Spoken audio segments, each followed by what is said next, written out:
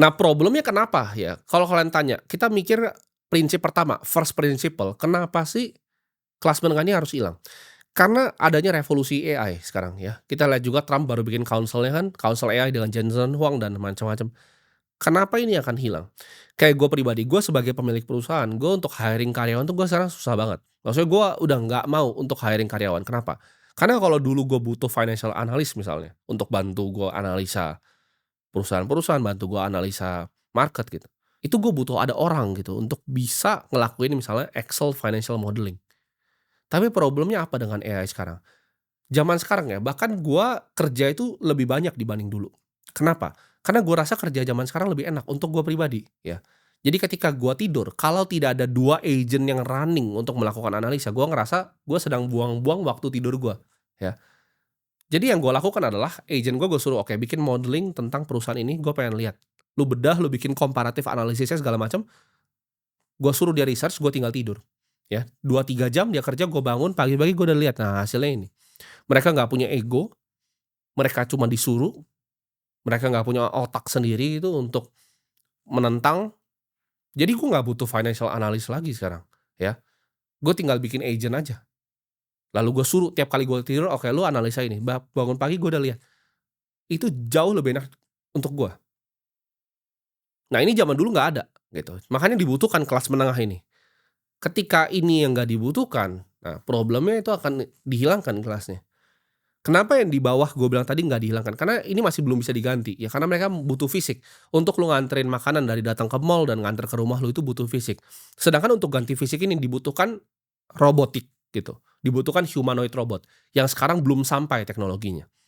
Jadi justru yang digantikan tuh adalah kelas menengah, gue udah bilang ya, yang duduk di depan komputer akan lebih gampang digantikan dibanding driver. Kenapa? Karena pekerjaannya sebenarnya non fisik, pekerjaan yang menggunakan otak, tangan ngetik di komputer. Itu semua udah bisa digantikan dengan agentic AI. Jadi kalau kita lihat agenda besarnya adalah mereka mau separasi ini, kelas ini jadi yang tadi working class banget dan juga kelas para elit. Dan kalau kita lihat sekarang kebanyakan kelas menengah itu bukan punya aset ya. Kalian bisa survei aja teman-teman kalian yang kelas menengah, itu kebanyakan hidupnya itu berhutang. Jadi mereka kelihatan oke nih, oke mereka punya rumah yang 4 miliar misalnya. Tapi rumah 4 miliar itu mereka baru bayar sekitar mungkin 800 juta, sisanya masih KPR. Jadi kalau kita lihat neraca kehidupannya ya, hidup orang ini kita bagi nih jadi balance sheet kan neraca gitu ya. Yang kita bisa perhatikan adalah kebanyakan mereka itu punyanya liabilitas bukan aset. Jadi hidupnya itu hidup berhutang. Dan ini kepercayaan gue, ketika lu berhutang ya, lu berhutang untuk beli rumah, lu berhutang untuk beli mobil, lu berhutang untuk sekedar yang lebih gila lagi beli-beli baju begitu.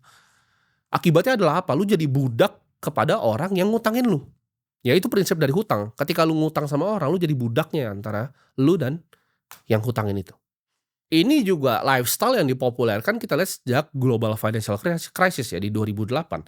Dibikin tren gitu.